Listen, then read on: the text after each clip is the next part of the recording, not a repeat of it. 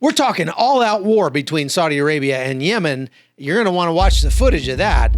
And zombie apocalypse paintball going on in Hong Kong right now. Get your tickets while they last. That's all coming up on today's Hot Zone. This is the Hot Zone. Engaging with the news in a whole new way, international war correspondent Chuck Holton brings insight into areas of crisis and lets you help those affected.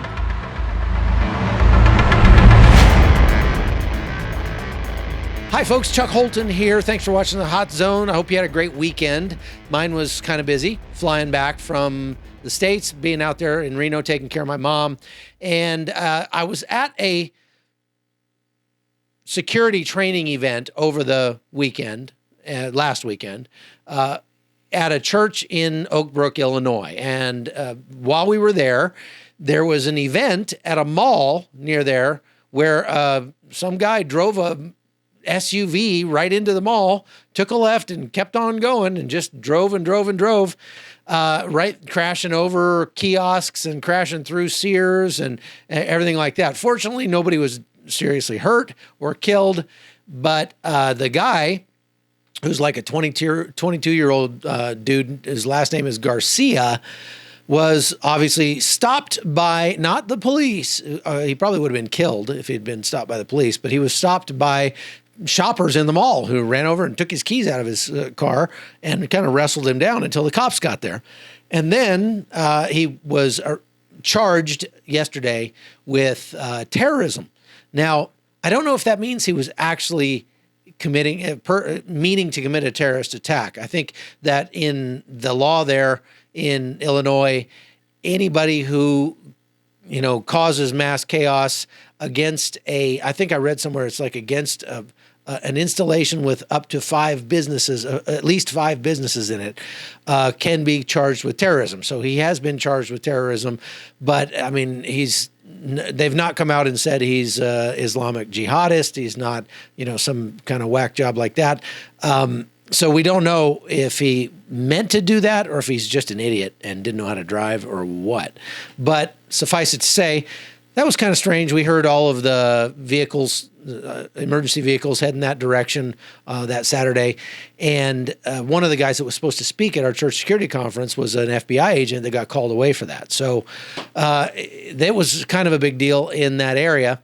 And thankfully, nobody was hurt. Now, talking about the idea of vehicle rammings, these are becoming more and more common. In 2017, they had more than 2 every month somewhere in the world, ramming attacks. I went to cover a couple of those in Barcelona, Spain, and in New York, where that guy ran over bicyclists with a rental truck.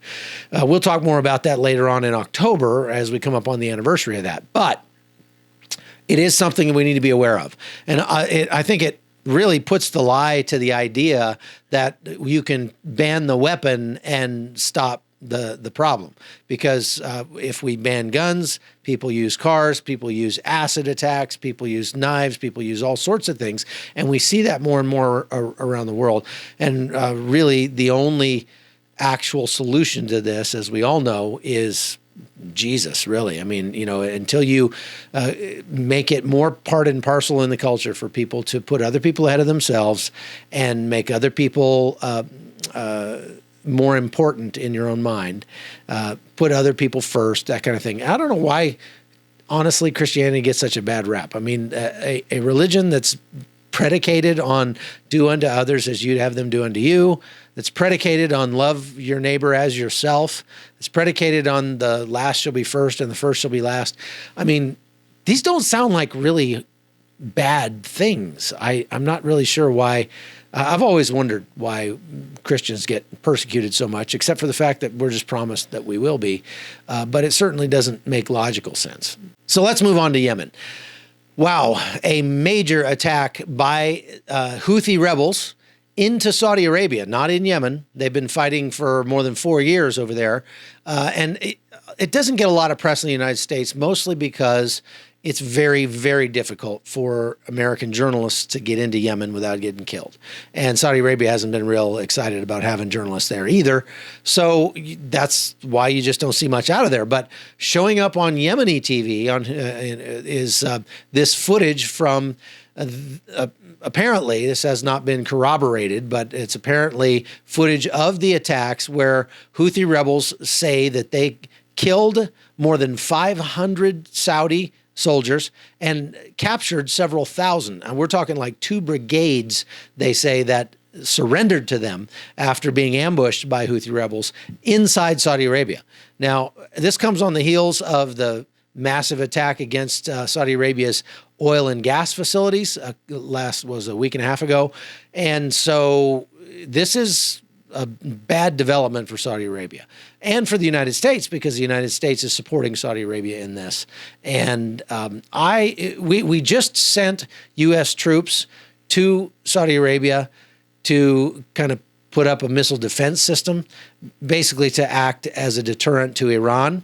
And so you have to understand that these Houthi rebels are not operating on their own. These, again, is a proxy war between the West and the axis of evil, I would call it. North Korea, Iran, Hezbollah, maybe China in there, that sort of thing. But suffice it to say that Hezbollah and Iran are directly supporting the Houthi rebels and training them as well. So they're giving them arms, they're sending them off to training camps and giving them lots of monetary support. So we're talking about pretty big numbers. I mean, as far as regional conflicts go, the Houthi rebels now claim over 100,000 fighters, and the Saudis almost 200,000 total. So this is a pretty big deal. And what the upshot of that is that you have a massive crisis with over 10 million people. It's the biggest crisis on the planet right now. Over 10 million people displaced and living in very poor food security. So the World Food Program has been trying to feed these people, and they did a couple of interviews talking about the situation. Listen to this. The food security situation in Yemen remains extremely serious. It's the worst food problem in the world, I would say, at the moment, in terms of food security. You've got a population of about 30 million, 20 million people food insecure. Of those, 10 million acutely food insecure. That means either malnourished or on the verge of malnourishment, really not knowing where their next meal is coming from. The World Food Programme in Yemen is facing a significant funding shortfall. The record that we achieved in August, reaching 12 million people with humanitarian assistance, is something that we need to replicate month after month. We need to make sure that people across the country, across Yemen, are receiving the food that they need to survive. The biggest challenge, obviously, is the conflict, which is the underlying cause of food insecurity in Yemen, and getting access to the people who really need it. On top of that, we, in the World Food Programme, have a funding challenge. We need huge amounts of money to sustain our aid operation, and at the moment need $600 million over the next 6 months to continue being able to reach those people who desperately need the food assistance to keep them alive. So I would say we probably should continue to watch what's coming out of Saudi Arabia and Yemen, because this may continue to escalate. And obviously, as always, the people that suffer the most are the civilians. Okay, let's move on. I got a chance to interview Michael Yan, I don't know, maybe 20 or so episodes ago. Michael Yan is a war correspondent. He's been covering the conflict in Hong Kong between the Hong Kongers and the Chinese forces for a couple of months now, at least. And it keeps getting worse. So there's this amazing footage I want to show you of there's some rioters that were out in front of the government buildings in Hong Kong. They were trying to load a big slingshot and shoot rocks at the government building. And all of a sudden, dozens of riot police came storming out of that building, tackling people, knocking them down, beating them with billy clubs, and going crazy with their pepper paintball guns. As I was watching this footage, I was just thinking, holy smokes, what a game that would be. A massive paintball game with, tens of thousands of players through the city of Hong Kong. You can make a video game out of that.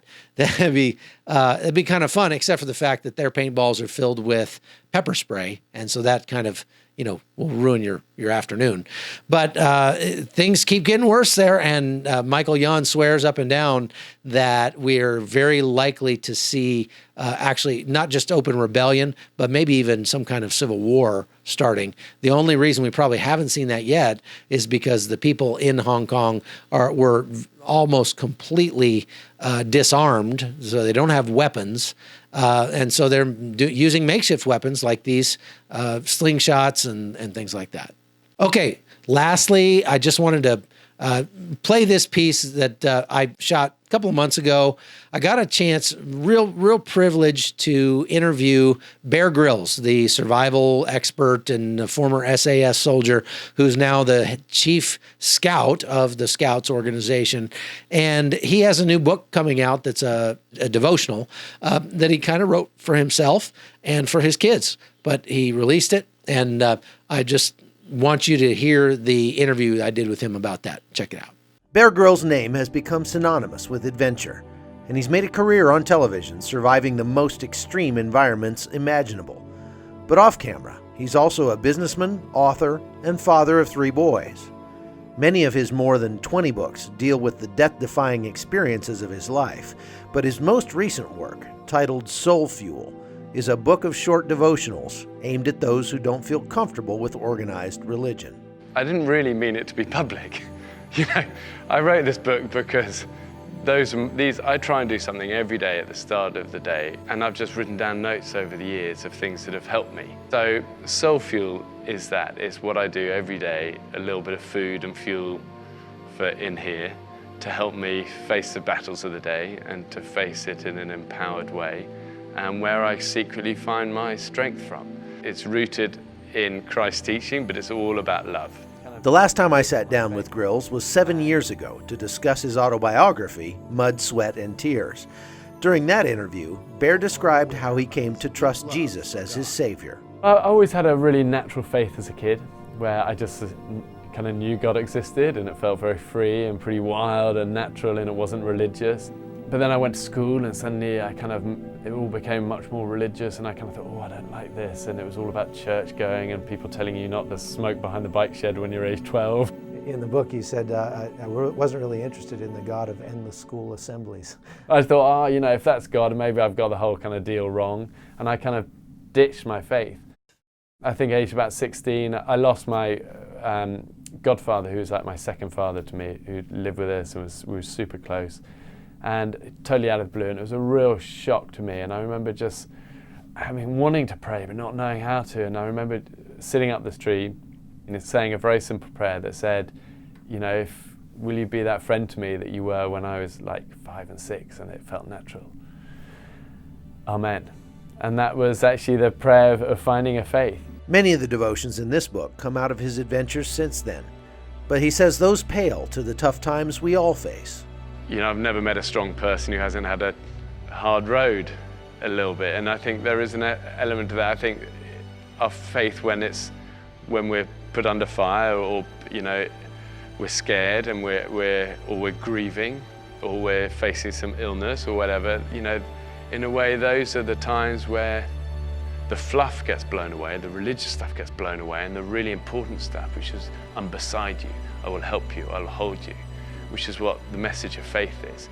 And his hope is that it will lead more young people to that same simple faith he found as a boy. It's about in here and trying to connect with what's up there and walk in that.